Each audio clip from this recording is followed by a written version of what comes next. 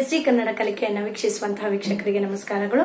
ಇವತ್ತಿನ ಒಂದು ವಿಡಿಯೋದಲ್ಲಿ ನಾವು ಕ್ರಿಯಾಪದ ಅಂದರೇನು ಹಾಗೂ ಕ್ರಿಯಾಪದದ ಒಂದು ಮೂಲ ರೂಪ ಯಾವುದು ಅನ್ನುವಂತಹ ವಿಚಾರವನ್ನ ತಿಳ್ಕೊಳ್ಳೋಣ. ಹಾಗಾದ್ರೆ ಇಲ್ಲಿ ಕ್ರಿಯಾಪದ ಅಂದ್ರೆ ಏನು? ಪೂರ್ಣಗೊಂಡ ಒಂದು ಕ್ರಿಯೆಯ ಅರ್ಥ ಕೊಡುವ ಪದಗಳನ್ನ ಕ್ರಿಯಾಪದ ಅಂತ ಹೇಳ್ತೀವಿ. ಅಂದ್ರೆ ಇಲ್ಲಿ ಪೂರ್ಣಗೊಂಡಿರಬೇಕು. ಉದಾಹರಣೆಗೆ ತಾಯಿ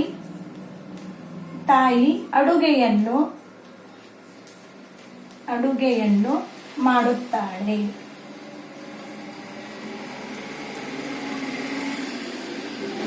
ಅದೇ ತರ ತಂದೆ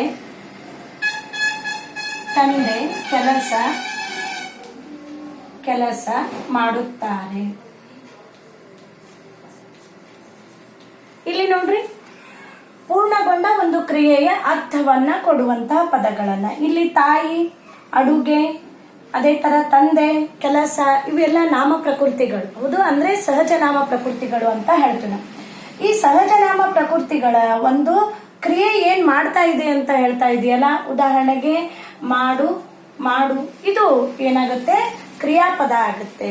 ಒಂದು ಸಂಪೂರ್ಣ ಅರ್ಥವನ್ನ ಇದು ಏನ್ ಮಾಡುತ್ತೆ? ಕೊಡುತ್ತೆ. ಕ್ರಿಯೆ ಮುಗಿದಿದೆ ಅನ್ನುವಂತಹ ಒಂದು ವ್ಯಾಖ್ಯೆಯನ್ನ ನಮಗ್ ಕೊಡುತ್ತೆ. ಹಾಗಾದ್ರೆ ಇಲ್ಲಿ ಕ್ರಿಯೆ ಮುಗಿದಿದೆ ಅಥವಾ ಕ್ರಿಯೆಯ ಒಂದು ಅರ್ಥ ಕೊಡುವಂತಹ ಪದಗಳನ್ನ ನಾವು ಕ್ರಿಯಾಪದ ಅಂತ ಹೇಳಿದ್ರೆ, ಇಲ್ಲಿ ಬರುವಂತಹ ಮಾಡು, ಹೋಗು, ತಿನ್ನು, ಬಾ, ಬರೆ,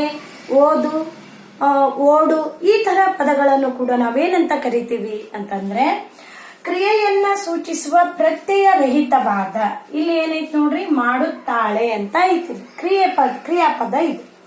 ಅದೇ ತರ ಇಲ್ಲಿ ಅವ್ರು ಹೇಳ್ತಾರ, ಕ್ರಿಯೆಯನ್ನ ಸೂಚಿಸುವ ಪ್ರತ್ಯಯ ರಹಿತವಾದ ರೂಪವನ್ನ ಧಾತು ಅಥವಾ ಕ್ರಿಯಾ ಪ್ರಕೃತಿ ಅಂತ ಕರಿತೀವಿ. ಇಲ್ಲಿ ಧಾತು ಇದೆ ಅಲ್ಲಿ, ಅಂದ್ರ ಮಾಡು ಅನ್ನುವಂಥದ್ದು ಹೋಗು, ತಿನ್ನು, ಬಿಡು, ಆಮೇಲೆ ಬರೆ, ಆಮೇಲೆ ಬಾ, ನಾಚು, ನಂತರ ಬಿಚ್ಚು, ಈ ತರ ಪ್ರತ್ಯಯ ರಹಿತವಾದ. ಇಲ್ಲಿ ಪ್ರತ್ಯಯ ಅಂತಂದ್ರೆ ಉದಾಹರಣೆಗೆ ಅಮ್ಮ ಅಡುಗೆಯನ್ನು ಅಂದ್ರ ಮಾಡುತ್ತಾನೆ, ಮಾಡು ಪ್ಲಸ್ ಉತ್ತ ಪ್ಲಸ್ ಆಳೆ.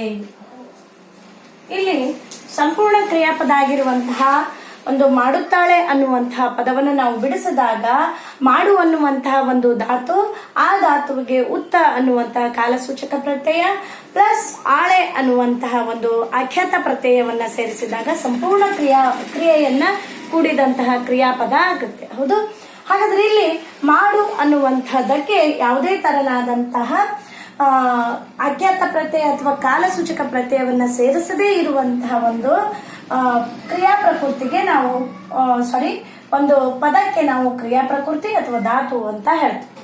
ಹೌದು, ಈ ಧಾತುಗಳಲ್ಲಿ ನಾವು ಎರಡು ರೀತಿಯಾದಂತಹ ಧಾತುಗಳನ್ನ ನೋಡ್ತೀವಿ. ಒಂದು ಸಹಜ ಧಾತು, ಇನ್ನೂ ಒಂದು ಸಾಧಿತ ಧಾತು ಅಂತ ಹೇಳ್ತೀವಿ. ಅಂದ್ರೆ ಮುಂದೆ ಮತ್ತೆ ಕೆಲವೊಂದಿಷ್ಟು ಉದಾಹರಣೆಗಳನ್ನ ನೋಡ್ತೀವಿ. ಸಕರ್ಮಕ ಧಾತು ಹಾಗೂ ಅಕರ್ಮಕ ಧಾತುಗಳನ್ನು ಕೂಡ ನೋಡ್ತೀವಿ ನಾವು. ಹೌದು, ನೋಡ್ರಿ, ಕ್ರಿಯಾಪದದ ಒಂದು ಮೂಲ ರೂಪವನ್ನ ನಾವು ಕ್ರಿಯಾ ಪ್ರಕೃತಿ ಅಥವಾ ಧಾತು ಅಂತ ಕರಿತೀವಿ. ಹಾಗಾದ್ರೆ ಇಲ್ಲಿ ಧಾತುನಲ್ಲಿ ನಾವು ಎರಡು ವಿಧಗಳನ್ನ ನೋಡ್ತೀವಿ. ಮೊದಲನೇದಾಗಿ ಮೂಲ ಧಾತು ಅಥವಾ ಸಹಜ ಧಾತು, ಎರಡನೆಯದು ಸಾಧಿತ ಧಾತು ಅಥವಾ ಪ್ರತ್ಯಯಾಂತ ಧಾತು ಅಂತ ಹೇಳ್ತೀವಿ. ನಿಮ್ಗೆ ಸ್ವಲ್ಪ ಕನ್ಫ್ಯೂಸ್ ಆಗ್ಬಹುದು, ಏನ್ರಿ ಅಕರ್ಮಕ ಮತ್ತು ಸಕರ್ಮಕ ಧಾತುಗಳು ಕೂಡ ಇದ್ದಾವು ಅಂತ ಹೇಳ್ತಾರಲ್ಲ. ಹಾಗಾದ್ರೆ ಅವುಗಳನ್ನು ಕೂಡ ನೋಡೋಣ. ಅದಕ್ಕೂ ಮುಖ್ಯವಾಗಿ ಧಾತುಗಳಲ್ಲಿ ಇರುವಂತಹ ಮುಖ್ಯವಾದಂತಹ ವಿಧಗಳು ಅಂದ್ರೆ ಮೂಲ ಧಾತು ಮತ್ತು ಸಾಧಿತ ಧಾತುಗಳು ಅಂತ ಹೇಳ್ತೀವಿ. ಇಲ್ಲಿ ಮೂಲ ಧಾತು ಅಂದ್ರೆ ಒಂದು ಭಾಷೆಯಲ್ಲಿ ಇರುವಂತಹ ಆರಂಭದಿಂದ ಬಂದಂತಹ ಪದಗಳನ್ನ ನಾವು ಏನಂತ ಹೇಳ್ತೀವಿ? ಮೂಲ ಧಾತು ಅಂತ ಕರಿತೀವಿ.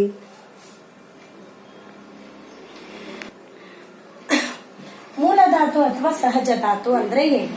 ಅಂದ್ರೆ ಒಂದು ಭಾಷೆಯಲ್ಲಿ ಆರಂಭದಿಂದಲೂ ಅಂದ್ರೆ ಪ್ರಾರಂಭದ ಕಾಲದಿಂದಲೂ ಇರುವಂತಹ ಧಾತುಗಳಿಗೆ ನಾವು ಮೂಲ ಧಾತು ಅಥವಾ ಸಹಜ ಧಾತು ಅಂತ ಕರಿತೀವಿ. ಹಾಗಾದ್ರೆ ಉದಾಹರಣೆ ಏನ್ ಬರ್ತಾವು ಅಂದ್ರೆ ಹಾಡು, ಆಡು. ನಂತರ ಕಲಿ, ಕಲಿ, ಮಾಡು,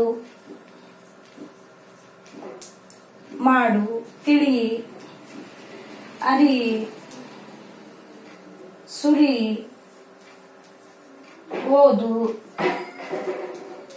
ನಂತರ ಹೋಗು, ಬರು, ಹೋಗು, ಬರು. ನಂತರ ನಡೆ, ನೋಡು,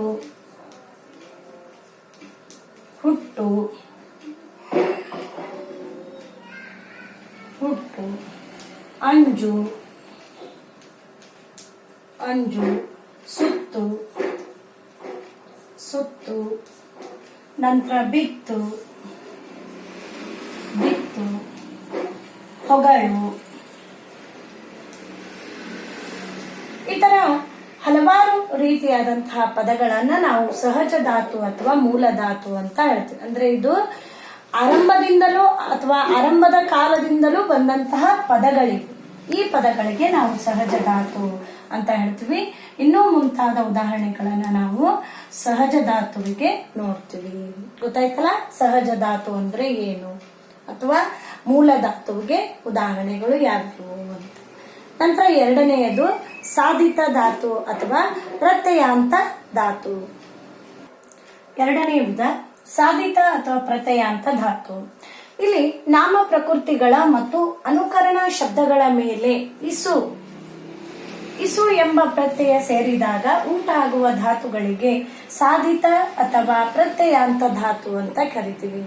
ಇಲ್ಲಿ ನಾಮ ಪ್ರಕೃತಿಗಳ ಮೇಲೆ ಮತ್ತು ಅನುಕರಣ ಶಬ್ದಗಳ ಮೇಲೆ ನಾವು ಇಸು ಅನ್ನುವಂತಹ ಪ್ರತ್ಯಯವನ್ನ ಸೇರಿಸಬೇಕು. ಅಂದ್ರೆ ಇಲ್ಲಿ ನಾಮ ಪ್ರಕೃತಿ, ನಾಮ ಪ್ರಕೃತಿ ಪ್ಲಸ್ ಇಸು ಅನ್ನುವಂತಹ ಪ್ರತ್ಯಯ ಅಥವಾ ಪ್ರತ್ಯಯ ಅಂತ ತಗೊಳ್ಳಿ.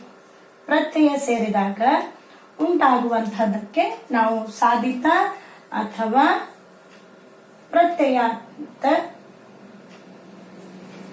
ಧಾತು ಅಂತ ಕರೀತೀವಿ. ಉದಾಹರಣೆಗೆ ಇಲ್ಲಿ ನಾಮ ಪ್ರಕೃತಿಯೊಳಗೆ ಕನ್ನಡ, ಕನ್ನಡ ಅಥವಾ ಅಬ್ಬರ, ಇಸು ಅನ್ನುವಂತಹ ಪ್ರತ್ಯಯ ಸೇರಿಸಿದ್ರೆ ಕನ್ನಡಿಸು.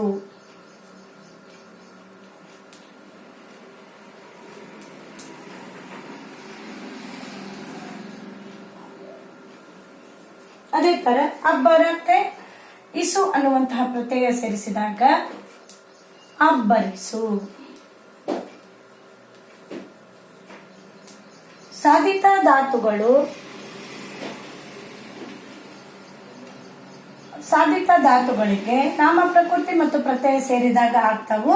ಅಲ್ಲಿ ನಾಮ ಪ್ರಕೃತಿಗಳು ಯಾವ್ಯಾವ ಬರ್ತಾವ ಅಂದ್ರೆ ಕನ್ನಡ ಮತ್ತು ಅಬ್ಬರ, ಇನ್ನೂ ಹಲವಾರು, ಪ್ರೀತಿ, ಈ ತರ ಹಲವಾರು ಪದಗಳನ್ನ ಬಂದು ಅವುಗಳಿಗೆ ಇಸು ಅನ್ನುವಂತಹ ಒಂದು ಪ್ರತ್ಯಯವನ್ನ ಸೇರಿಸಿದಾಗ ನಾವು ಸಾಧಿತ ಧಾತು ಅಥವಾ ಪ್ರತ್ಯಯಾಂತ ಧಾತುಗಳನ್ನ ನೋಡಬಹುದು. ಇಲ್ಲಿ ನಾಮ ಪ್ರಕೃತಿ ಆಯ್ತು.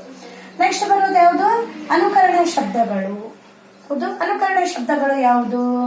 ದಗ ದಗ, ದಗ ದಗ ಪ್ಲಸ್ ಇಸು ಪ್ರತ್ಯಯ, ಇದಕ್ಕೂ ಕೂಡ ಇಸು ಪ್ರತ್ಯಯವನ್ನ ಸೇರಿಸಬೇಕು. ದಗ ದಗಿಸು, ದಗ ದಗಿಸು. ನೋಡ್ರಿ, ಅನುಕರಣ ಶಬ್ದಗಳಿಗೆ ನಾವು ಇಸು ಪ್ರತ್ಯಯ ಸೇರಿಸಿದಾಗ ಇಲ್ಲಿ ಥಳ ಥಳ, ಥಳ ಥಳ ಪ್ಲಸ್ ಇಸು ಥಳ ಥಳಿಸು,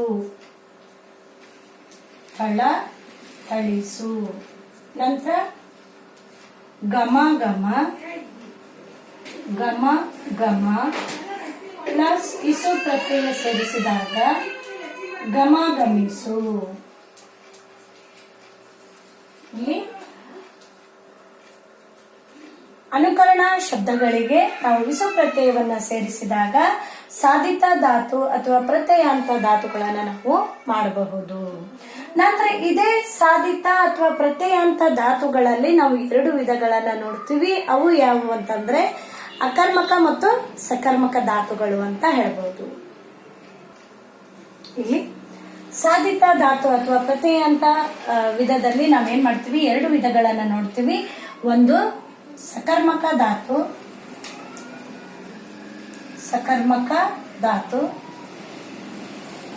ಅದೇ ತರ ಎರಡನೆಯದು ಅಕರ್ಮಕ ಧಾತು. ಅಕರ್ಮಕ ಧಾತು. ಇಲ್ಲಿ ಸಕರ್ಮಕ, ಇಲ್ಲಿ ನಿಮ್ಗೆ ಗೊತ್ತಿರಬೇಕು ಸಜಾತಿ ಮತ್ತು ವಿ ಜಾತಿ ಅಂತ ಹೇಳಿ. ಸಜಾತಿ ಅಂದ್ರೆ ಒಂದೇ ಜಾತಿಯ ವ್ಯಂಜನಾಕ್ಷರಗಳು ಸೇರುವುದು, ವಿ ಜಾತಿ ಅಂದ್ರೆ ಬೇರೆ ಬೇರೆ ವ್ಯಂಜನಾಕ್ಷರಗಳು ಬರುವಂತದ್ದು. ಅದೇ ತರ ಇಲ್ಲಿ ಸ ಅಂದ್ರೆ ಕರ್ಮ ಪದವನ್ನ ಬಯಸುವಂತಹ ಧಾತುಗಳಿಗೆ ನಾವು ಸಕರ್ಮಕ ಧಾತು ಅಂತ ಹೇಳ್ತೀವಿ. ಅದೇ ತರ ಅಕರ್ಮಕ ಅಂದ್ರೆ ಕರ್ಮ ಪದವನ್ನ ಬಯಸದೇ ಇರುವಂತಹ ಧಾತುಗಳಿಗೆ ಅಕರ್ಮಕ ಧಾತು ಅಂತ ಹೇಳ್ತೀವಿ. ಇಲ್ಲಿ ಕರ್ಮ ಪದವನ್ನ ಬಯಸುವ, ಕರ್ಮ ಪದವನ್ನು ಬಯಸುವ. ಇಲ್ಲಿ ಕರ್ಮ ಪದವನ್ನು ಬಯಸದೇ ಇರುವ, ಕರ್ಮ ಪದವನ್ನು ಬಯಸದಿರುವ. ಇದನ್ನ ನಾವು ಸಾಧಿತ ಧಾತುಗಳಲ್ಲಿ ಸಕರ್ಮಕ ಮತ್ತು ಅಕರ್ಮಕ ಧಾತುಗಳನ್ನ ನಾವು ಮುಂದಿನ ಒಂದು ವಿಡಿಯೋದಲ್ಲಿ ಸರಿಯಾದ ಕ್ರಮದಲ್ಲಿ ಹಾಗೆ ಕರ್ತರಿ ಮತ್ತು ಕರ್ಮಣಿ ಪ್ರಯೋಗವನ್ನು ಕೂಡ ನಾವು ಈ ಒಂದು ಮುಂದಿನ ವಿಡಿಯೋದಲ್ಲಿ ನೋಡೋಣ. ಸಕರ್ಮಕ ಅಂದ್ರೆ ಏನು, ಅಕರ್ಮಕ ಅಂದ್ರೆ ಏನು, ಯಾವ ರೀತಿಯಾಗಿ ಅವುಗಳನ್ನ ನಾವು ಗುರುತಿಸಬೇಕು ಅನ್ನೋದನ್ನ ನಾವೇನ್ ಮಾಡೋಣ ಮುಂದಿನ ಒಂದು ತರಗತಿಯಲ್ಲಿ ನೋಡೋಣ ಅಂತ ಹೇಳ್ತಾ ಎಲ್ಲರಿಗೂ ಧನ್ಯವಾದಗಳು.